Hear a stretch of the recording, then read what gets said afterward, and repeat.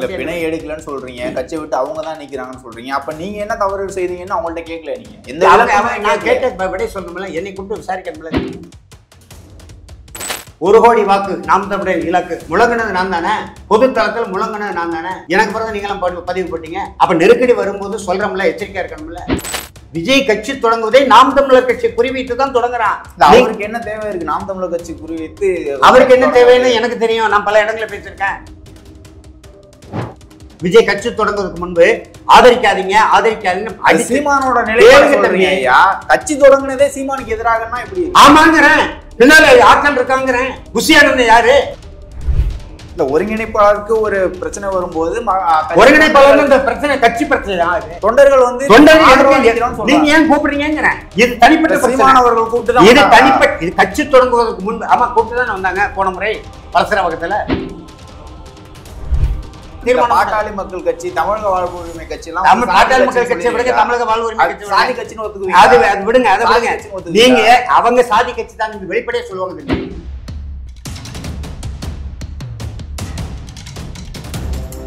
ரகரம் voice நேயர்களுக்கு வணக்கம். இன்று நம்முடன் இணைந்திருக்கும் சிறப்பு விருந்தினர் தமிழ் தேச தன்னுரிமை கட்சியின் தலைவர் திரு விஎன்எஸ் அவர்கள்.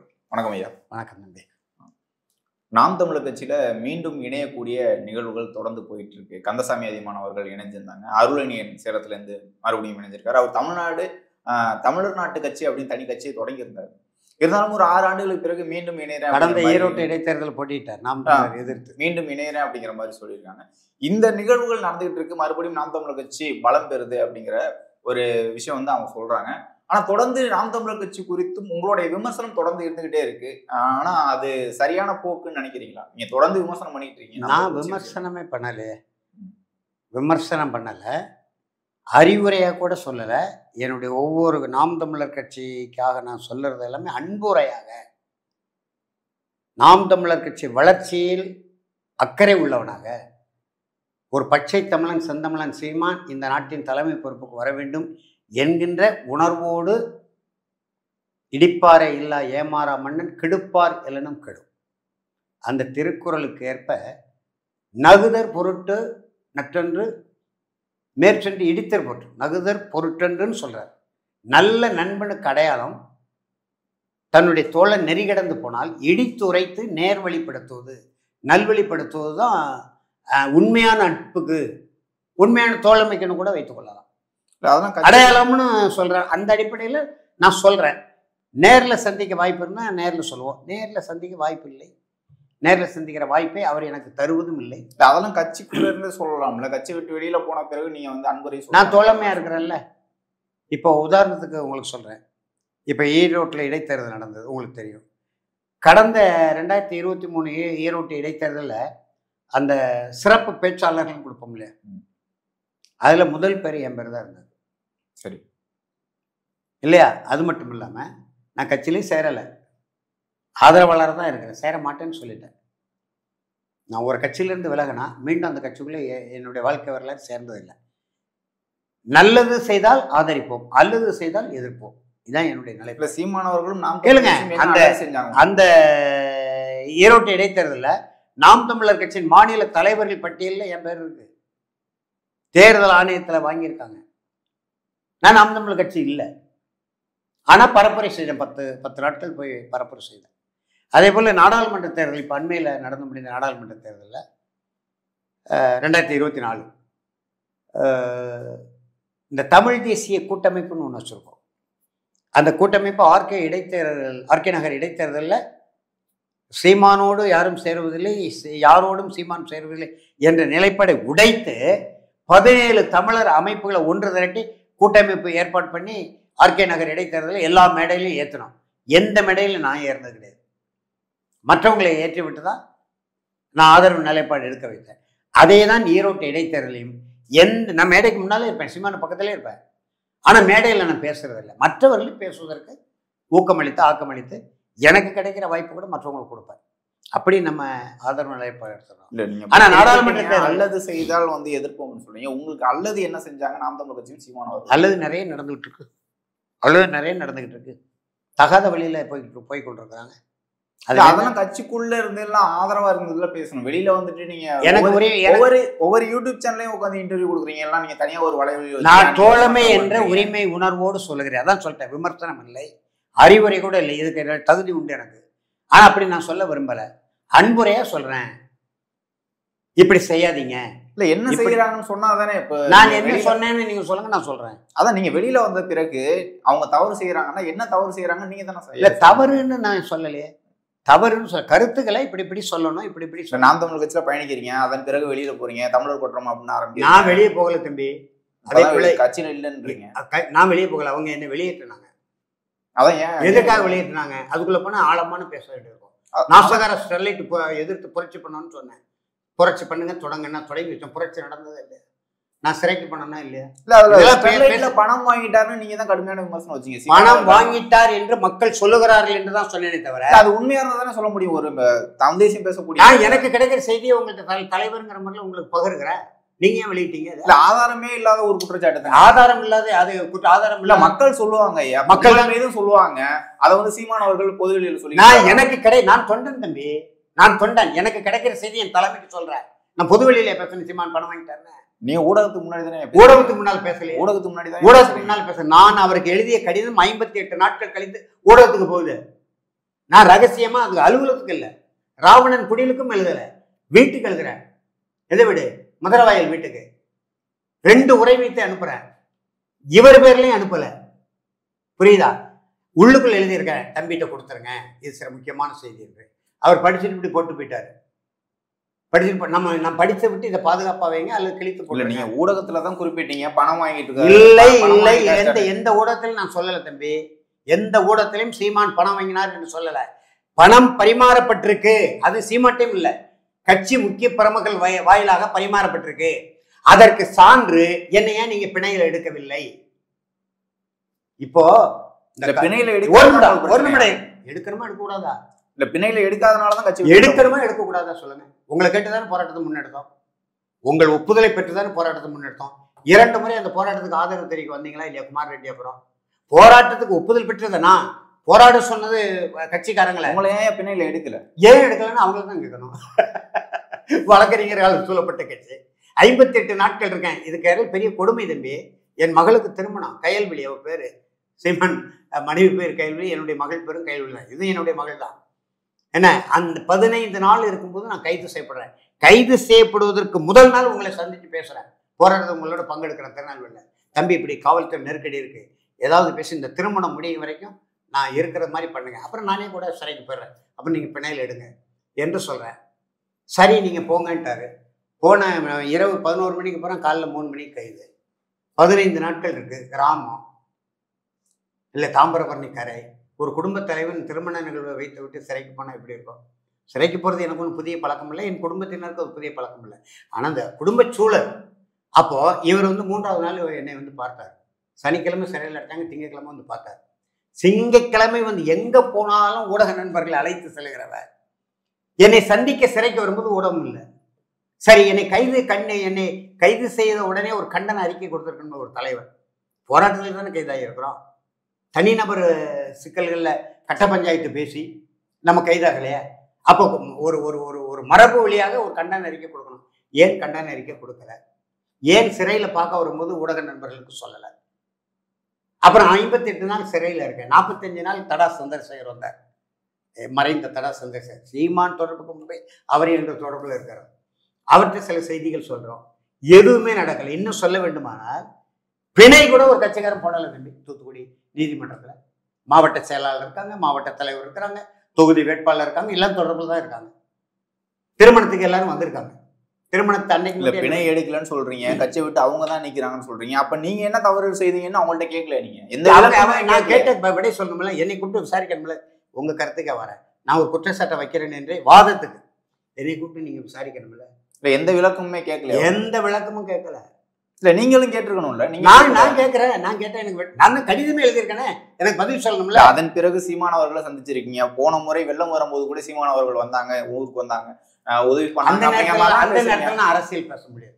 அப்ப உயிர் பிழைத்தது இல்ல. இப்ப பேச முடியலன்னு சொல்றீங்க, சந்திக்கும் போது பேச முடியலன்னா எப்படி? என்ன இல்ல, அது ஆதரவு நிலைப்பாடு இருந்து அதை கடந்து வந்துட்டோம். ஆதரவு நிலைப்பாடு எடுத்து அது கடந்து வந்துட்டோம். 2-3 முறை மெதுவாக பேசும்போது அவர் விடை சொல்லலை. விடை சொல்லாத போது நம்ம என்ன செய்ய முடியும்?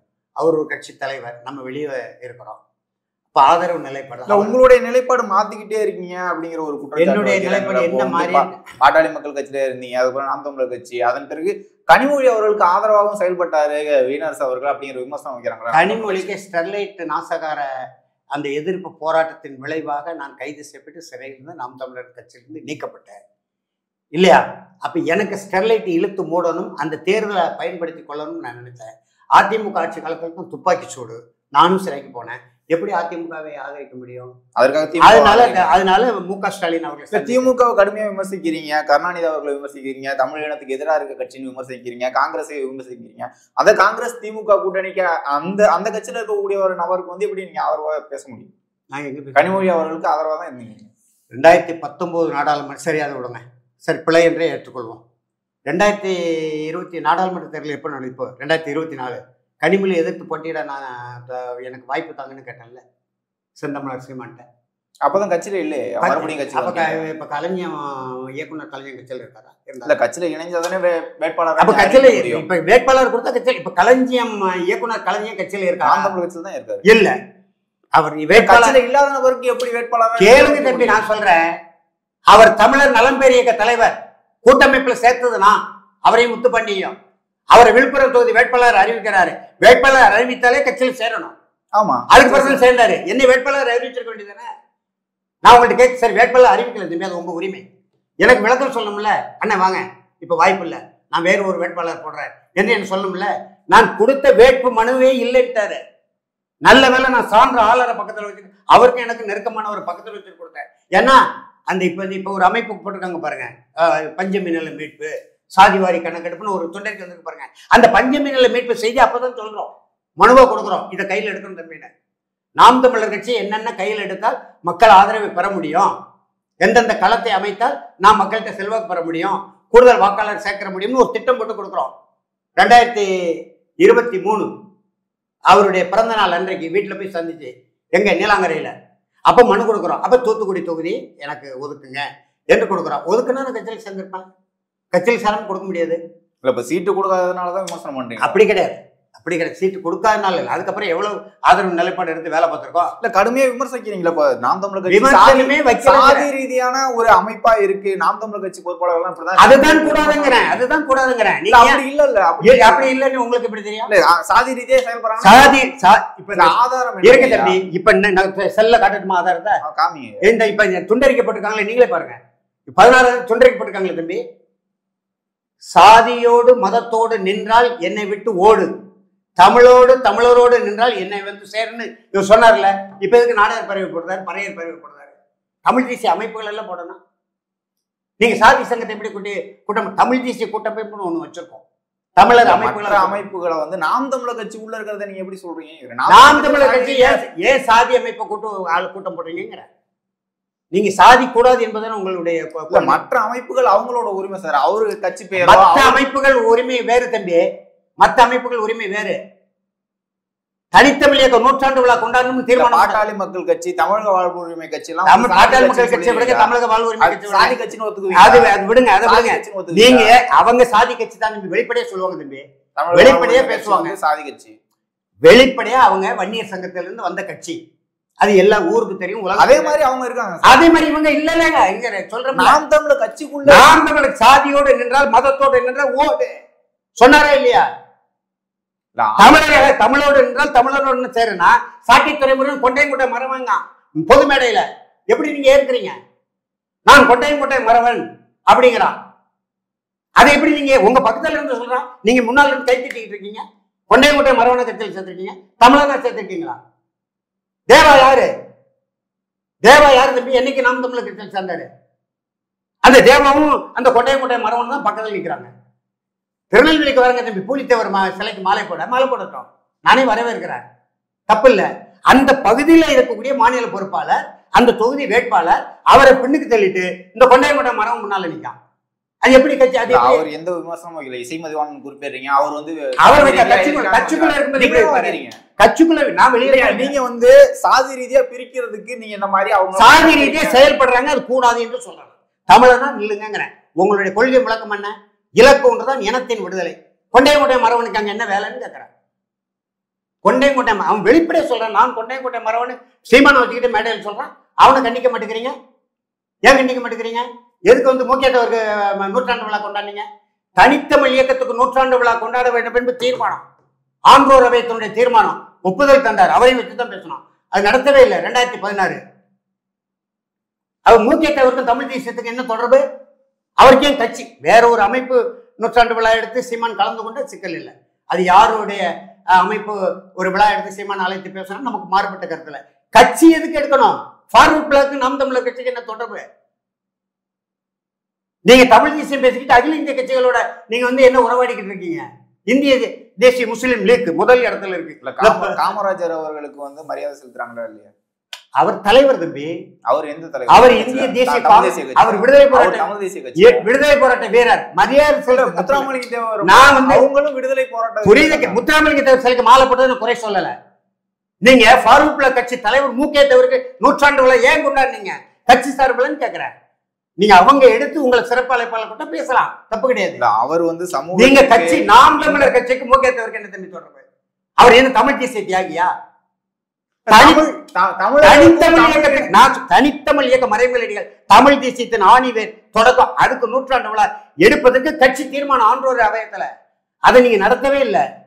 எவ்வளவு ஒருத்தன் வந்து சொல்றான்னு நாம் தமிழர் கட்சி சார்பில் முக்கியத்தவருக்கு ஏன் விழா எடுக்கிறீங்க? அவருக்கும் தமிழ் தேசியத்துக்கு என்ன தொடர்பு? தலைவர் சிலைகளுக்கு பெரியார் சிலை, பெரியார் இவ்வளவு விமர்சனம் பண்ணி பேசினாரு. செப்டம்பர் 17 எதுக்கு அவர் சிலைக்கு மாலை போடணும்? ஏன் அங்க வந்து புகழ் வணக்கம் செலுத்தணும்? முரண்பாடா இல்லையா? 2015, 16 நடத்தல.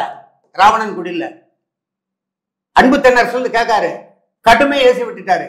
17 பெரியார் சிலைக்கு புகழ் வணக்கம். பெரியார் நாம் தமிழர் கட்சி வந்து சாதி ரீதியா செயல்படுது, சரியா செயல்படல, சீமான் அவர்கள் இப்படி இருக்காரு அப்படிங்கிற விமர்சனம் வைக்கிறீங்க. இதை தாண்டி திருப்பி விமர்சனம் 8% வாக்குகள் வச்சிருக்காங்க, 36 லட்சம் வாக்குகள், 50 வாங்களே வாங்கிட்டு உங்களுடைய முரணுக்காக தமிழ் தேசிய அரசியலுக்கு எதிராக இருக்கீங்க அப்படிங்கிற ஒரு குற்றச்சாட்டு வைக்கிறீங்க. எதிராக இருக்கா? அவனுடைய பார்வை சரியில்லை, அவன் கண்ணு குருடுன்னு நான் நினைக்கிறேன். இல்ல, இப்போ தமிழக வாழ்வுரிமை கட்சியை வந்து ஆதரிக்கிறீங்க, அவங்க வந்து திமுக கூட்டணியில் இருக்காங்க. இதற்கு முன்பு நீங்க திருச்சியில கூட இந்த நினைவேந்தல பங்கேற்றீங்க. அதுல பங்கேற்ற தமிழர் ஒருங்கிணைப்பு இயக்கத்தை சேர்ந்த வெற்றிக்குமரனா இருக்கட்டும், மற்ற எல்லாருமே வந்து தமிழக வாழ்வுரிமை கட்சியில சேர்ந்திருக்காங்க. தமிழக வாழ்வுரிமை கட்சி தலைவர் வேல்முருகன் என்ன சொல்றாரு? ஸ்டாலின் அவர்கள் உலக தலைவரா இருக்காருன்னு சொல்றாரு. அவர் திமுக ஆதரவா தான் இருக்காரு. நீங்க மறுபடியும் அவர் ஸ்டாலின் உலக தலைவரா இருக்கிறத நான் ஏற்கல. அது அவர் கருத்து. அவர் திமுக உடன் தானே இருக்காரு. எனக்கு தமிழ் தேசிய அரசியலா இருக்கு. தமிழ் அவர் சீமானை விட பெரிய தமிழ் தேசிய தலைவர் வேல்முருகன். திமுக ஸ்டாலின் அவர்கள் உலக தலைவர் யாரு? உலக தலைவர். அது அவருடைய கருத்து தம்பி, என் கருத்து இல்ல தம்பி. நான் அதை ஏற்கல தம்பி. அந்த இயக்கத்துக்கு மக்கள் போராட்டத்தை ஆதரிக்கிற அவ்வளவுதான். நீங்க ஏன் வரலன்னு கேக்குறேன். நீங்க ஏன் வரல? நான் உங்களை தான் நம்பி இருந்தேன். நீங்க ஏன் இப்ப ஓராண்டு காலமா என்ன புறக்கணிச்சு நிக்கிறீங்க? நான் என்ன தவறு செய்யறேன் சொல்லுங்க. ஓராண்டு காலமா நான் ஊடகங்கள்ல பேசிக்கிட்டு இருக்கேன். அவதூறு பரப்புற மாதிரி ஊடகங்கள் அவதூறு. நான் திருப்பி அறிவுரை கூட இல்லைங்கிற. நீங்க எதற்காக நீக்குனீங்கன்னு கேட்கணும். எதற்காக நீக்கினீங்கன்னா அதெல்லாம் அந்த காலமெல்லாம் கடந்து போச்சு தம்பி. அதுக்கப்புறம் நிறைய நிலைப்பாடு எடுத்தாச்சு தம்பி. இப்ப ஓராண்டு காலமா இந்த சாட்டை துறைமுருகன், இந்த தேவா, இந்த கும்பல் சீமான சுத்தி நின்றுட்டு எங்களை மாதிரி ஆட்களை ஏன் புறக்கணிக்கிறீங்க? நீங்க கூப்பிடணும்னு நாங்க ஒண்ணும் தவம் கிடக்கல. தேர்தல் நேரத்தில் நீங்க அங்க போங்க இங்க போங்க நீங்க வேலை சொல்றீங்க, அது செய்யறமா இல்லையா? 3 தொகுதியை பாருங்க, நான் பார்த்தேனா இல்லையா? என்ன செய்ய வேண்டும் தம்பி, என்ன செய்ய வேண்டும் என்று கேட்க இவர் ஒப்புதலை பெற்று சென்னைக்கு வரேன் தம்பி. வரும்போது நான் எவ்வளவு மன வழியில துயர நிலையில இருந்தேன் என்பது உங்களுக்கு தெரியுமா? அந்த துயர நிலையும் தாங்கி கொண்டு, துக்க நிலையை தாங்கி கொண்டு தேர்தல் அறிவித்த தம்பி நான் வர்றேன். இந்த தமிழ் தேசிய கூட்டமைப்பை எப்படி பயன்படுத்தலாம், ஒரு அரை மணி நேரம் ஒதுக்கி எங்களுக்கு ஒரு வழி காட்டுங்க, நாங்க அந்த வேலையை செய்யறோம் அப்படின்னு என்னை வர சொல்லிட்டு 3 நாள் காக்கப்பட்டு என்னை சண்டிகளை தம்பி. சரி, அதை கூட நான் கடந்து போனேன். அது கூட கடந்து போயிட்டு திருப்பி போயிட்டேன். திருப்பி நாம வந்து ஏதாவது வேலை செய்வோம்னு சொல்லிட்டு திருப்பி நான் சென்னைக்கு வர்றேன். எதுக்கு? நாம் தமிழர் கட்சிக்கு ஊடகங்கள்ல வேலை செய்வோம். நம்மளால முடியுது. நான் சுற்றுப்பயணாலும் போக முடியாது. என்னுடைய மன வலி, என்னுடைய பேர் இழப்பு, துயர நிலை போக முடியாது. இங்க உட்கார்ந்து கொண்டு கருத்து பரப்பல வேலை செய்யணும்னு வந்து 3 நாள் இருந்து வேலையை தொடங்கிட்டேன். ஊடகத்தை பார்த்து திருப்பி கூப்பிடுறாரு. யாரு? தலைமை ஒருங்கிணைப்பாளர். என்ன தம்பிங்கிறேன். ஆனா நீங்க தென் மாவட்டங்களுக்கு போங்க, நான் திருப்பி 2வது சுற்று வரணும்னு நினைச்சேன், வர முடியல. தூத்துக்குடி, திருநெல்வேலி, தென்காசி தொகுதியில போய் பாருங்கனாரு. நான் செய்தானா இல்லையா? எனக்கு தொகுதி அப்பவும் தரல. நான் எனக்கு வேலை சொல்லும்போது எனக்கு ஏன் தொகுதி தரலன்னு நான் கேட்கல. சரி, அதை பின்னால் பார்த்துக்கொள்வோம், ஏதோ சூழல் சரியில்லைன்னு. சரி தம்பி போறேன்னு 3 தொகுதியில் நான் வேலை செய்தேன். சரியா சொல்லுங்க, தூத்துக்குடி 12 விழுக்காடு, திருநெல்வேலி கொஞ்சம் நான் சரியா வேலை செய்யலை, ஏன்னா அந்த வேட்பாளருடைய அணுகுமுறை என சரியில்லைங்கிறதுனால 10 விழுக்காடு. தென்காசியில முழுமையா, தூத்துக்குடி தென்காசி முழுமையா 4 நாட்கள் வேலை செஞ்சேன், 12 விழுக்காடு. பக்கத்துல திருநெல்வேலிக்கு வடக்கு பகுதி விருதுநகர்ல 7 விழுக்காடு. புரட்சியும் நடந்து கொண்டிருக்கு கன்னியாகுமரி மாவட்டம், கனிம வள கொள்ளைக்கு எதிராக 4 விழுக்காடு. எப்படி? இப்ப நான் வேலை செஞ்சிருக்கல, நான் ஒன்றும் பெரிய அளவில் வாக்காளர்களை சந்திக்கல. தமிழ் தேசிய உணர்வாளர்களை தனிப்பட்ட பொருள் போய் சந்திச்சு, ஒரு தமிழ் தேசிய, நீங்க ஒரு தமிழ் தேசிய உணர்வாளர் இருந்தால் நீ உங்கள் மூலம் 10 வாக்கும் கிடைக்கும், 100 வாக்குகள் கிடைக்கும். அப்படி பேசி பேசி பேசி பேசி வாக்குகளை குவித்தான். நன்றி. இந்த வாக்காளர் எதுக்கு? ரஜினிகாந்த், நடிகர் ரஜினிகாந்த் மீனம்பாக்கம் விமான நிலையத்திலேருந்து சீமான் 8 விழுக்காடா, வாழ்த்துக்கள் வாழ்த்துக்கள் வாழ்த்துக்கள் அவலாம் அவர் பேர் முதல்ல. நாங்கள் 12 நாட்கள் பாடுபட்டிருக்கேன், ஒரு எழுத்துல கூட பதிவு இல்லை, அதையும் கடந்து செல்கிறோம். சரி, ஏதோ ஒரு இதுல தம்பி விட்டு எல்லாவற்றையும் சொல்லிட்டு தான் நீங்க கடந்து செல்றேன்னு சொல்றீங்க. ஆமா ஆமா. ஆனா அதுக்கப்புறம் நான் இப்பவும் உங்கள்கிட்டையும் சொல்றேன், விமர்சனம் இல்லை, அறிவுரை இல்லை, நேரில் பேசுவதற்கு விவாதிப்பதற்கு நேரம் இல்லை, நீங்க அதுக்கான சூழலை உருவாக்கல, உங்க நேரத்தை கெடுக்க. எனவே சமூக வலைதளங்கள் மூலம் நாம் அன்புரையாக சொல்கிறோம், உங்கள் தலைமை வர வேண்டும் என்கின்ற நம்பிக்கையில் சொல்கிறோம். இலக்கு ஒன்றுதான் இனத்தின் விடுதலை என்ற முழக்கத்தின் கீழ் என்று சொல்றோம். நாம் தமிழர் கட்சி அரியணை ஏற வேண்டும் என்கின்ற நோக்கத்துல உங்கள் நாம் தமிழர் கட்சி நலன் சார்ந்துதான் சொல்றமே தவிர, அப்போ இந்த சாட்டை துறைமுருகன் மாதிரி ஆட்கள், அந்த தேவா மாதிரி ஆட்கள், இப்படி ஆட்களை நீங்க தவறுங்க. இவங்க சரியா மக்கள் அப்படி பார்க்கல. தேநீர் கடையில போய் தேநீர் குடிக்க போனா என்னை கேட்கறான், நாக்க பிடிக்கிட்டு சாகிற மாதிரி 4 கேள்வி ஒவ்வொரு நாளும் நேரலையை பார்க்கறான். ஏன் உங்க தம்பி இப்படி பேசுறாரு? இந்த விஜயலட்சுமி உட்கார அதெல்லாம் பேச விரும்பல, அருவருப்பான செய்தி அது பேசவே கூடாது. அது ஏன் இப்படி பேசுறாரு? பேசாம நீதிமன்றத்துல வழக்கு இருக்கு, வழக்கு வரட்டியா, அப்படியா, வேற கேள்வி இருந்தா கேள்வியா, அப்படின்லாம் சொல்லணும். எதுக்கு தொட்ட தொண்ணூறுக்கும் இப்படி பேசுறாரு அப்படி பேசுறாரு? தங்கச்சிமார்களை பக்கத்துல வச்சுக்கிட்டு எந்த தமிழனும் பேசாத செய்தியை உடன் பிறந்த தங்கைகளை வைத்துக்கொண்டு அருவருப்பா ஏன் சொல்றாருன்னு நம்மளை கேட்கிறான். பொதுமக்களுக்கு நாங்கள் விடை சொல்லணும். நாம் சீமானின் அண்ணனா இருக்கிறோம், நாம் தமிழர் கட்சி ஆதரவாளா இருக்கிறோம். அப்ப நேர்ல சந்திக்க முடியல, இப்படி செய்யுங்க அப்படின்னு நம்ம கருத்தை சொல்றோம். அதையே நீங்க விமர்சனமா பாக்குறீங்க. சரி, அப்படியே பார்த்தாலும் இங்க வாங்க, உங்களுக்கு என்ன, நான் இப்படி சொன்னேன், இந்த வகையில் சொன்னேன்னு ஒரு வார்த்தை சொல்றது. ஒரு குரல் பதிவு போட்டு, ஒரு இரங்கல் செய்திக்கு ஒரு குரல் பதிவு போட்டார். ஒரு 2 நிமிடம் குரல், அண்ணன் என்னென்ன செய்தி இப்படி நான் இப்படி பாக்குறேன், நீங்க அதை தவறா கருதாங்க, மக்களுக்கு இப்படி செய்தி சொல்லுங்கன்னு ஏன் எங்களுக்கு சொல்லக்கூடாது? அப்படி என்ன உங்களுக்கு விரோதமா நாங்க செயல்பட்டுட்டா? நாம் தமிழர் கட்சி குறித்து பேசுறீங்க. இப்போ 2026 தேர்தல் வரப்போகுது. தமிழ் தேசிய அரசியல்ல பயணிக்கக்கூடிய கட்சி நாளைக்கு பெரிய அளவுல இந்த கட்சி தான் வரப்போகுது. ஏன்னா நாம் தமிழர் கட்சி சரியில்லைன்னு சொல்றீங்க, அதுல முரண்பாடுகள் இருக்கு, குறைகள் இருக்குன்னு சொல்றீங்க. ஆனா மற்ற கட்சிகள்னு எடுக்கும்போது எந்த கட்சியுமே இல்லைல்ல, தனியா நிக்கக்கூடிய ஒரு கட்சியாவோ அல்லது திராவிடம் கூட இல்லாத கட்சியாவோ எந்த ஒரு கட்சியுமே இல்லைல்ல. அதனாலதான் நாங்க ஆதரவா நிற்கிறோம். இன்னை வரைக்கும் ஆதரவு தானே கொடுத்துக்கிட்டு இருக்கோம். செய்திகளை அன்புரையாக தானே சொல்கிறோம், நெறிப்படுத்தும் மூத்தவனுங்கிற முறையில் சொல்கிறோம். நீங்கள் கேட்கணும்ல, எதையுமே கேட்க மாட்டோம் அப்படின்னா, தேசிய தலைவர் மேதகவி பிரபாகரன் எவ்வளோ பெரிய தலைவர், உலக புரட்சியாளர்களில் முதன்மை இடத்துக்கு வந்துட்டார் நம்முடைய காலத்தில். அவர் என்ன தனியாக அண்ணன் பாலசிங்க பக்கத்தில் வச்சுக்கிட்டு கருணாவே வைத்துக் கொள்ளலையா? சர்வதேச பத்திரிகையாளர் சந்திப்பில் துரோகியா போனான் பாருங்க கருணா. அந்த கருணா பக்கத்தில் இடது பக்கம் இருந்தார், அண்ணன் பாலசிங்கம் பக்கத்தில் இருந்தார், தமிழ்ச்செல்வன் அந்த பக்கத்தில் இருந்தார். தம்பி, அவரிடம் கூட ஒரு ஜனநாயகத்தன்மை இருந்தது. நீங்க ஏன் அந்த ஜனநாயகத்தன்மைக்கு நீங்க முடிவிடுங்க, அது வேற செய்தி. ஒரு கட்சி நடத்துவது அவர் எளிதான செயல் அல்ல. வரவு செலவு, தொண்டர்கள் நிலைப்பாடு, போராட்ட அணுகுமுறைகள், அது தொடர்பான வழக்குகள், வாய்தாக்கள், அது அவளை எளிதான செயல் என்று நான் நினைக்கவில்லை. எனக்கு அனுபவம் இருக்கு, புரியுதா? அதெல்லாம் சரி. ஆனால் தோழமைகளுடைய கருத்துக்கு இப்ப நான் தொகுதி கேட்டேன்ல தம்பி, அந்த செய்தி மட்டும் பேசுவோம். நான் தொகுதியை கேட்கிறேன், ஒரு முறை இல்லை 2 முறை கேட்கிறேன். எனக்கு ஒரு விடை சொல்றதுல உங்களுக்கு என்ன தடைன்னு கேட்கிறேன். அண்ணன் வேண்டாம், உங்களுக்கு இன்னொரு வாய்ப்பில் பார்த்துக்கொள்வோம், அல்ல வாய்ப்பே தரல, நான் வேற ஒரு முடிவு பண்ணியிருக்கேன், நீங்க மற்ற வேலைகளை பாருங்க என்று ஒரு சொல் சொன்னா என்ன? சான்றாளர்கிட்ட பக்கத்துல வச்சு கொடுத்தவர்கிட்ட போய் அப்படி என்னைக்கு என்கிட்ட கேட்டார், அவர் கேட்கவே இல்லையே. ஏங்க நானும் தாங்க இருந்து உங்கள்கிட்ட கொடுத்தோம், நாங்கள் 2 பேரும் பேசி தான் கொடுத்தோம், என்னங்க இப்படி? ஓ அப்படியா, அது எங்க நான் பார்க்கவே இல்லைங்கிறாரு. இப்போ நீங்க முதலமைச்சரானா மக்கள் கொடுக்குற மனு எப்படி பார்ப்பீங்க? இல்ல மீண்டும் நீங்க உங்களுக்கு ஒரு வேட்பாளரா அறிவிச்ச பிறகு மீண்டும் ஏதோ ஒரு முரண் வழியா வெளியில போய் வேட்பாளரை அறிவிக்கிறதுல தம்பி எனக்கு நான் தொடர்ந்து பயணிக்கல நாம் தமிழ் கட்சி ஆதரவு எடுக்கிறீங்க, தெரிவிக்கிறீங்க, நான் தேர்தல் வரைக்கும் நம்ம நம்ம ஏதாவது அறிவுரை சொன்னோமா? முழுக்க முழுக்க ஆதரவு தானே வேலை பார்த்தோம். நாடாளுமன்ற தேர்தல் வரைக்கும் முழுக்க முழுக்க தேர்தலப்பவே ஆதரவு தானே வேலை பார்த்தோம். முரண்பாடான அறிவுரை அன்புரைகள் நம்ம சொல்லலையே. அப்ப தொகுதியை நம்ம உரிமையா தானே கேட்கிறோம். நீங்க கொடுக்கறதும் கொடுக்காதும் உங்களுடைய உரிமை. நான் அதுல குறுக்கிட விரும்பல. தமிழ் தேசிய கூட்டமைப்புல இருக்கக்கூடிய இயக்குனர் களஞ்சியத்துக்கு தொகுதி கொடுக்கும்போது எனக்கு ஏன் மறுத்தீர்கள், ஏன் விடை சொல்லவில்லை என்பதுதான் என்னுடைய வினா. நான் உங்களை சந்திக்க உங்க ஒப்புதல் பெற்று தான் சென்னையில் நான் ஒரு பாட்டாளி தமிழன், உங்களை மாதிரி திரள் நிதி திரட்டி கொண்டு வானூர்தியில் பறக்கக்கூடியவன் இல்லை. அன்றாட பொதுமக்களோட தொடர் வண்டியிலையும் நடைமடையில் நடந்து போய் தொடர் வண்டியில் போய் பேருந்தில் பயணிக்கக்கூடியவன். 3 நாட்கள் நான் காத்து கிடக்கலாம் சென்னையில. மகிழ்ந்து அனுப்புறேன், 5 மணிக்கு வந்துருங்க அப்படின்னு தகவல் சொல்றாங்க. அண்ணன் நேற்று சந்திக்க முடியல, இன்றைக்கு மாலை 5 மணிக்குன்னு. அடுத்த நாள் மாலை 5 மணி வரைக்கும் அடுத்த பேச்சு இல்லை. நான் பாட்டில் ஊரை பார்த்து போறேன். அதுக்கு மேல நம்ம சென்னையில தாக்கு பிடிக்க முடியாது. இதெல்லாம் ஏன் இப்படி செய்யறீங்கன்னு கேட்கறேன். நீங்க முடிந்தா எழுதுன சந்திக்க முடியாதுண்ணே, நீங்க உங்களால் முடிந்தது என்ன செய்யணுமோ அதை செய்யுங்கண்ணே, கட்சிக்கு வேலை செய்யுங்கண்ணே, களமாடுங்கண்ணே அப்படின்னு சொல்லிட்டு போயிட வேண்டியதானே. நம்ம பாட்டில் என் வேலையை பார்த்துக்கிட்டு இருப்பல்ல. வாங்கண்ணே, சந்திப்போண்ணே, கார் அனுப்புறானே, 5 மணிக்கு வந்துருங்கண்ணே அப்படின்னு சொல்லிட்டு அடுத்த நாள் 5 மணி வரைக்கும் பதில் இல்லைன்னா 2024 பிறகு கடுமையான விமர்சனங்களும் கடுமையான பாதிப்பும் நாம் தமிழர் கட்சியில இருக்கு. சின்னம் பறி போகுது, அதே மாதிரி எஸ்பி வருண்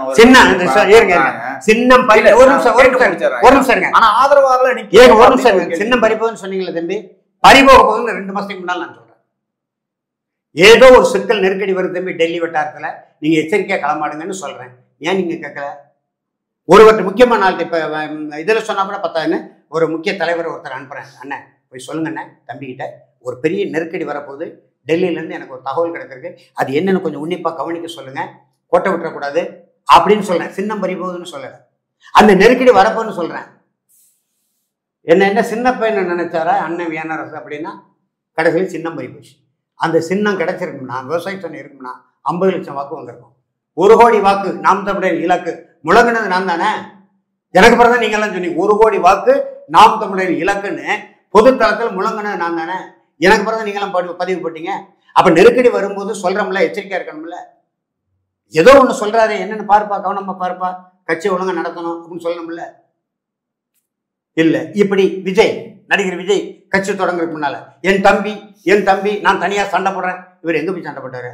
முதல்ல எங்க போய் சண்டை போட்டாருன்னு கேட்கணும். சரி இருக்கட்டும், சண்டை போட்டு போறாரு. என் தம்பி அவன் பக்கத்துல வந்து நிக்க போறான், அவன் தமிழன். அப்புறம் ரஜினிகாந்த் வரும்போது, கமலஹாசன் வரும்போது அடிக்கிற அடியில நீ எவனும் வரக்கூடாது திரையில இருந்து. விஜய்க்கு இந்த பொறுத்து தான் சொன்னாரா இல்லையா? அப்புறம் என் தம்பினாரு ஒரே நாள்ல நடு சாலைன்னு அடிப்படி சாகாதங்க. இது சொல்றேன் வேண்டாம். விஜய் வந்துட்டு போட்டோம். நீங்க ஏன் அவருக்கு ஆதரவு கொடுக்குறீங்க? வரட்டும்னு ஏன் சொல்றீங்க? கமலஹாசன் வரும்போது எதிர்த்தோம்ல, நான் தானே எதிர்த்தேன். நீங்க வீட்டுல போய் வாழ்த்துறீங்க. அதே நிலை தானே விஜய்க்கும். நீங்க யாரையும் வரவேற்காதீங்க. உங்க வீட்டுக்கு தனிப்பட்ட முறையில் வந்தா தேநீர் கொடுங்க, அழகா பேசுங்க, போங்க வாங்க. கட்சி தொடங்கும் போது அந்த கட்சி உங்களுக்கு எதிராக வருதுங்கிற. விஜய் கட்சி தொடங்குவதை நாம் தமிழர் கட்சி குறிவைத்து தான் தொடங்குறான். அவருக்கு என்ன தேவை இருக்கு? நாம் தமிழர் கட்சி குறிவைத்து அவருக்கு என்ன தேவைன்னு எனக்கு தெரியும். நான் பல இடங்களில் பேசியிருக்கேன். அவருக்கு பின்னால ஒரு ஆற்றல் இருக்கு. நாம் தமிழர் கட்சி வரக்கூடாது, சீமான் வந்துடக்கூடாது. இல்ல 8% வச்சிருக்கு. இப்போ தொடக்கத்துல 1, அதன் பிறகு 4, அதன் பிறகு அதெல்லாம் சரி தம்பி. 8 விழுக்காடு அந்த 8 விழுக்காடு வாக்கு வங்கி பார்த்து தானே பதறதான் எதிரி. அப்ப இவர் முடக்கணும்னு பாக்குறான். அப்ப யாரு? விஜய். எப்படி அவனுடைய பலகீனம் என்ன? அந்த பலகீனத்தை கையில செய்ய நீ வாக்கு வாங்கு. அப்ப அவனே கற்பனையா இல்லையா? எது கற்பனை? நடந்துதான் நடக்கலையா? நான் விஜய் ஆதரிக்காதீங்கன்னு சொன்னேன். விஜய் கட்சி தொடங்குவதற்கு முன்பு ஆதரிக்காதீங்க சீமானோட நிலையா? கட்சி தொடங்குனதே சீமானுக்கு எதிராகனா எப்படி? ஆமாங்கிறேன். பின்னால ஆட்கள் இருக்காங்கிறேன். குஷியானந்த யாரு? பாண்டிச்சேரிக்காரர் இங்க வந்து அரசியல் பண்ண என்ன இருக்கு? தமிழ்நாட்டை சேர்ந்தவங்க யாரு அங்க போய் அரசியல் பண்றா?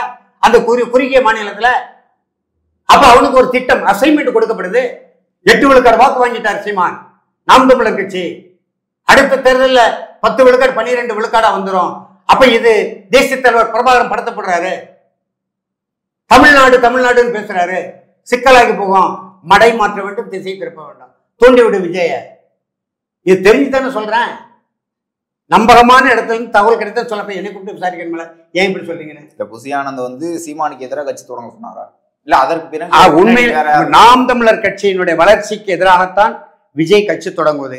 விஜய்க்கு வந்து சீமான் வீட்டில் வந்து 16 முறை சந்திச்சு பேசினது அவர் தன்னை கடுமையாக எதிர்த்து விடக்கூடாது. எப்படி இப்ப கமலஹாசன் கட்சி தொடங்கினார்ல தம்பி, எல்லா தலைவர்களையும் போய் பார்த்தாரு. சீமான் வீட்டுக்கும் நான் வரேன், இல்ல நீங்க மூத்தவர் வர வேண்டாம், நான் வந்து வரேன்னு இவரு போய் பார்த்தாரு. அதை நான் கட்சிக்குள்ள இருந்து அதை எதிர்த்தேன். அப்படி செய்யக்கூடாது அப்படின்னு எங்களை கேட்டுல நீங்க முடிவு எடுத்துருக்கணும். அவர் வந்தா வரவேற்கலாம், தேநீர் கொடுக்கலாம். அவரே கட்சி அவரு அப்ப நீங்க எதுக்கு கட்சி நடத்துறீங்க? நீ கமலஹாசன் கட்சி தொடங்கன்னு நாம் தமிழர் கட்சிக்கு எதிராக தான். அதனாலதான் சமமான வாக்கு வந்துச்சு. இல்லைன்னா 36 லட்சம் வாக்கு அப்பவே வந்திருக்கும் கமலஹாசன் கட்சி தொடங்கலாம். அது அகில இந்திய ஆளுமைகள் ஆற்றல்கள் நாம் தமிழர். அகில இந்தியன்னு சொல்றீங்க, பிஜேபி திமுக கூட்டணியில இருக்காரு அவரு. அதுதான் திமுக அவர் பின்னணியில போயிருவாருன்னு சொன்னா முன்னக்கூட்டி சொல்றேன் தம்பி. டெல்லி போய் ராகுல் காந்தி வெளியே திமுக கூட்டணிக்கு வந்துட்டாரா இல்லையா? திமுக அவர் என்ன விமர்சனம் பண்ணி பேசினாரு, பலகருப்பை என்ன பேச சொன்னாரு, கை தட்டிட்டு இருந்தாரா இல்லையா கமலஹாசன்? இப்ப ஏன் முதல்வர் மு.க.ஸ்டாலின் போய் கை கொடுத்து நிற்கிறாரு, கூட்டணியில இருக்காரு, மாநிலங்களவை கொடுக்க போறதா பேசுறாங்க. இதை முன் அறிந்து நான் சொல்றேன் மூத்தவன் கரம்பரில். அதே தான் தம்பி விஜய்க்கும் சொன்னேன். கேட்கிற கடைசியில மாநாட்டுக்கு நான் போவேன்னாரு, அவன் கூப்பிடவே இல்லை. அப்புறம் கூப்பிடன்னு தெரிஞ்சுக்கிட்டு மாநாட்டுக்கு யாரும் அழைக்க கூடாது. அவன் கட்சி அவன் மாநாடு, யாரையும் அழைக்கிறா யாரையும் அழைக்காம போறான். உங்களுக்கு என்ன வேலை? இதுல யாரையும் அழைக்க கூடாதுன்னு உத்தரவு கொடுத்து ஊடகங்கள்ல பத்திரிகையாளர்கள் கேட்கிற கேள்விக்கு தானே அவர் பத்திரிகையாளர் அவரே முடிவு பண்ணி நாங்க போவோம். பத்திரிகையாளர் கேட்கிற கேள்விக்கு நல்ல கேள்வியா இருந்தா விடை சொல்லணும், இல்லைன்னா கருத்து இல்லை, நோ கமெண்ட்ஸ் சொல்லிட்டு போயிட்டே இருக்கணும். தேவையில்லாம கேள்விக்கு பதில் சொல்லிட்டு அப்புறம் துணை கேள்வி, இணை கேள்வி, பக்கவாட்டு கேள்வி வந்து அப்புறம் அவர் உணர்ச்சி வசப்பட்டு என்னென்னலாமோ பேசுகிறாரு. இப்ப அண்மையில் அந்த செய்தி அப்படிதான் பார்த்தோம். ஒரு சின்ன செய்தி தம்பி, ஒட்டுன காவல்துறை ஒட்டுனா ஒட்டிட்டு போறான், அது எதுக்கு கிழிக்கணும்? கிழிச்சதுனாலதான் இந்த விவகாரம். அதுவும் காவல்துறை ஒட்டுனும் பக்கத்துல விட்டுக்கிட்டு கிழிக்கலாமா? கேட்டேன். என் மகள் சொல்லுது, நான் படித்து பார்க்க கிழித்து கொண்டு வர சொன்னேன்னு சொல்லுது. கயல்வெளி படித்து பார்க்கணும், கிழிச்சா படித்து பார்க்கணும். ஒரு செல்லுல படம் எடுத்து படிக்க முடியாதா? அல்லது வீட்டுல தானே இருக்கு, இறங்கி வந்து படிக்க முடியாதா? அந்த கிழிக்காமல் இருந்தா இவ்வளவு விவகாரம் இந்த பரபரப்பு செய்தி வந்திருக்கா இல்ல தம்பி? அப்புறம் வந்து மன்னிப்பு கேட்குது. அப்புறம் அடுத்த நாள் நான் மன்னிப்பு அதுக்கு கேட்கல, இதுக்கு கேட்கல. அப்புறம் சீமான் அங்க இருந்து நான் வரமாட்டேன், என்ன செய்வேன்? வலசர பக்கம் காவல்துறைக்கு வர முடியாது. அப்புறம் ஏன் வரீங்க? வானூர்தி நிலையத்தில் இறங்கின உடனே அவங்க மு.க.ஸ்டாலின் வண்டி வந்த மாதிரி வருது. அப்ப திராவிடத்தை உங்களுக்கு என்ன மாற்றுன்னு நான் கேட்கிறேன். இந்த வழக்கு கட்சி தொடங்குறதுக்கு முன்னால் தொடுக்கப்பட்ட ஒரு வழக்கு, தனிநபர் வழக்கு. அதுக்கு ஏன் கட்சிக்காரனை நீங்க 5000 பேர் திரட்டுறீங்க? கட்சி போராட்டத்தை சீமான் கைதுன்னா நானே கூட தீ குளிப்பேன் என் தம்பிக்காக. இந்த அரசு ஒடுக்குமுறை நாம் தமிழர் கட்சி இந்த அரசு ஒடுக்குமுறை கடுமையை எதிர்ப்பேன். மக்களுக்காக நாம் தமிழர் கட்சி போராடவே இல்லையான்னு?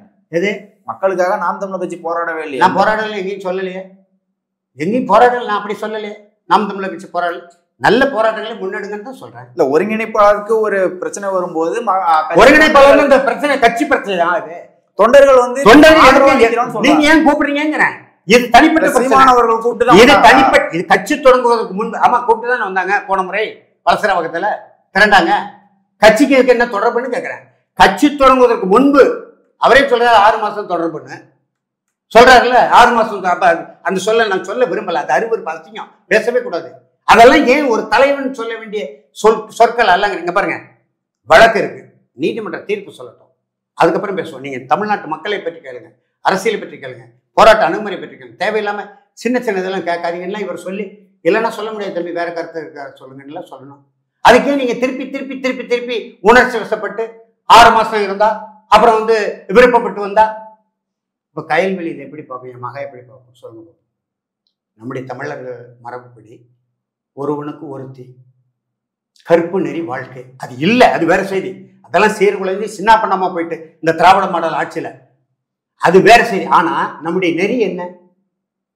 அப்ப அவங்களுடைய மனநிலை எப்படி இருக்கும் சொல்லுங்க பார்ப்போம். அதெல்லாம் நமக்கு வேதனை. குடும்பத்துக்குள்ள குழப்பம் வரும். அவங்க அப்பாவே சிறைக்கு போனதை நான் பார்த்தேங்க. அவங்க அப்பா எதுக்கு சிறைக்கு போனாரு எனக்கு தான் தெரியும். என் மக கைல்வெளி எங்க அப்பா சிறைக்கு போய் எதுக்கு போனார் சிறைக்கு? இந்திய எதிர்ப்பு போராட்டத்தில் சிறைக்கு போகும்போது பறக்கவே இல்லை. அது எதுக்கு சிறைக்கு போனாரு? பின்னால் அமைச்சரான பிறகு குற்றச்சாட்டுல சிறைக்கு போனாரு. என்ன அது வேண்டாம். தேசிய தலைவர் பிரபாகரனை பிடிச்சிட்டு வந்து தூக்கில் போடணும்னு சட்டமன்றத்தில் தீர்மானம் கொண்டு வராங்க அம்மையார் ஜெயலலிதா. யார் பேரவைத் தலைவர்? இந்த தீர்மானம் வரும்போது இவர் கொஞ்சமாக அந்த துணை சபாநாயகர் வச்சுட்டு தூர போயிருக்கணும்ல. அந்த தீர்மானத்தை தீய வச்சு கொளுத்துற ஒரே தமிழா நான் தான் தமிழ்நாட்டில், திருநெல்வேலியில். அதுக்காக சிறைக்கு போனேன். அப்புறம் காளிமுத்தே சொன்னார், நான் புகார் பண்ணலே, அவங்களையும் சிறையில் வச்சுங்க. சிறையில் அடைச்சி தம்பி வரலாற்று செய்தி இது. 15 பேர் சிறையில் அடைச்சி தீ வச்சு சட்டப்பேரவை தீர்மானத்தை தீ வச்சு கொளுத்துனதுக்காக திருநெல்வேலியில் 15 பேரை சிறையில் அடைச்சாச்சு. 11 மணிக்கு சிறை கதவை திறந்து என்னை வெளிவிட்டாங்க அண்ணாச்சி காளிமுத்து சொல்லி. புரியுதா? அந்த மாதிரி தொடர்பெல்லாம் இருக்கு. நாம் என்ன சொல்கிறோம், ஒரு நல்ல அரசியல், தமிழ் தேசிய அரசியல் உங்களை நம்பி நான் வந்து எல்லாத்துலேயும் பதிவு பண்ணியிருக்கிறேன். 100 ஆண்டு கால தமிழ் தேசிய அரசியலை எத்தனையோ ஆளுமை மிக்க தலைவர்கள், ஆதித்தனார் உட்பட, மாப்போசி உட்பட, சம்பத் உட்பட, ஐயா பழ நெடுமாறன் உட்பட எவராலும் தமிழ் தேசிய அரசியலை வாக்கு வங்கி அரசியலா மாற்ற முடியவில்லை, படுதோல்வி அடைந்திருக்கிறாங்க. ஆதித்தனாரை விட ஊடக வெளிச்சம் உள்ள ஒரு தலைவர் பார்க்க முடியுமா? அவருக்கே பெரிய பத்திரிக்கை. பணம் இல்லையா? பணம் இருந்தது. படை இல்லையா? படை இருந்தது. சமுதாயம் பெண்ணை இருந்தது. ஆனாலும் வாக்கு வங்கி அரசியல் வெல்ல முடியல. ஆனா அரணை ஒரு தமிழன், ஒரு பட்டிக்காட்டு தமிழன், திரைப்பட இயக்குனர் என்கின்ற ஒரு சிறிய முகவரியை வைத்துக் கொண்டு இந்த 100 ஆண்டு கால தமிழ் தேசிய அரசியலை வெகுமக்கள் அரசியலாக 36 லட்சம் தமிழர்கள் தன் தலைமையை ஏற்கக்கூடிய நிலைக்கு கொண்டு வந்த பெருமை சீமானத்தை சாரும். யாரும் மறுக்க முடியாது, மறைக்க முடியாது. நான் உண்மையை தானே சொல்றேன். அது அப்படியே சிதைந்து விடாம அடுத்த கட்ட நகருக்கு போகணுங்கிற நல்லெண்ணத்தில் தான் சொல்றேன். அதை ஏன் நீங்க வந்து விமர்சனமா இருக்கிறீங்க? சரி, அப்படியே இருந்தாலும் ஒரு எல்லையோட நிறுத்திட்டு அண்ணா நாங்க வாங்க, என்னென்ன செய்திங்க வாங்க, நம்ம 2 பேரும் ஒரு 10 நிமிடம் பேச முடிஞ்சு போயிட்டு இவ்வளவுதானே. இப்படி சொல்லுங்க செய்திகளை. நான் தம்பி இப்படி போறேன், நீங்க நெறி கடந்து பண்ணணும் சொல்லுங்க, நான் கேட்டுக்கிறேன், முடிஞ்சு போச்சு. அவரு கேட்டுக்கிறேன்னு சொன்னாலே போதும், அவர் கேட்க வேண்டாம் இல்லையா? நம்ம இந்த களத்தில் நீண்ட காலம் நின்னதுனால நம்ம சொல்றோம், வேற என்ன. தமிழ் தேசிய வெல்லணும் என்கிற நோக்கத்தில் தான் சொல்றமே தவிர, ஏன்னா எங்க கனவு அதுதானே, உங்க முழக்கம் தானே. நீங்க தான் தம்பி தான், என் தம்பி தானே கொடுத்தாரு. இலக்கு ஒன்றுதான் இனத்தின் விடுதலைன்னு நானா கொடுத்தேன்? இல்ல தலைவர் நெடுமாறன் கொடுத்தாரு? யார் கொடுத்தா? சீமான் கொடுத்ததுதான். இலக்கு ஒன்றுதான் இனத்தின் விடுதலை. அந்த முழக்கத்தின்கள் என்னன்னுதான் எல்லாவற்றையும் நம்ம சொல்றோம். கேட்பதும் கேட்காதும் அவரவர்களுடைய மனநிலையை, உரிமையை பொறுத்தது. நம்ம என்ன செய்ய முடியும்? கடமை, சொல்ல வேண்டிய கடமை நமக்கு. நான் வள்ளுவர் வழி என்று சொல்றேன். திருக்குறளை ஏற்றவர் என் தம்பி சீமான். தன் குற்றம் நீக்கி பிறர் குற்றம் காண்கிறேன், என் குற்றமாகும் இறைக்கே. உன் முதுகுல கிடக்க உத்தரத்தை தூக்கி முதல்ல போடுப்பா, அப்புறம் அடுத்தவங்க கண்ணில் இருக்க துரும்ப பெட்டி சிந்தின்னு திருவள்ளுவர் சொல்றாரு. அதைதான் நான் சொல்றேன். திராவிடம் தம்பி சொல்லிடுறேன், திராவிடம் இந்த தமிழ் தேசியம் வெல்லக்கூடாது என்பதற்கு எதை வேண்டுமானாலும் செய்யும். அதுல பாதாளத்துல இறங்கும். உங்களுக்கு தெரியாது, அது யாருக்கு தெரியாது? சீமானுக்கு தெரியாது, எங்களுக்கு தெரியும். அதனால சொல்றோம், அவன் தோன்ற குழிக்குள்ள நம்ம விழுந்து விடக்கூடாது. இப்பதான் உங்களுடைய முயற்சியில, உங்களுடைய அந்த எழுச்சி மிக்க பேச்சுல, நாங்கெல்லாம் ஒரு காலத்துல கனவு கொண்டாட முடியல, ஏழல. அந்த பேச்சுல எழுச்சியில மக்கள் அணிதிரண்டு மாற்று அரசியலுக்கு வந்திருக்காங்க. 2 திராவிட பூதங்களை அகற்றிவிட்டு தமிழ் தேசிய அரசியல் வரணும். அது உங்களால தான் வாய்ப்பாக இருக்கிறது. அது இன்னமும் ஒரு 25 ஆண்டுகளுக்கு பின்தங்கி போய்விடக் கூடாது என்கின்ற நல்ல நேரத்துல தான் சொல்றோம். வேற என்ன சொல்லுங்க? சரி, இவ்வளவு நேரம் உங்களுடைய நேரத்தை ஒதுக்கி உங்களுடைய கருத்துக்களை தெரிவித்தது மிக்க நன்றி தம்பி. வணக்கம், வாழ்த்துக்கள்.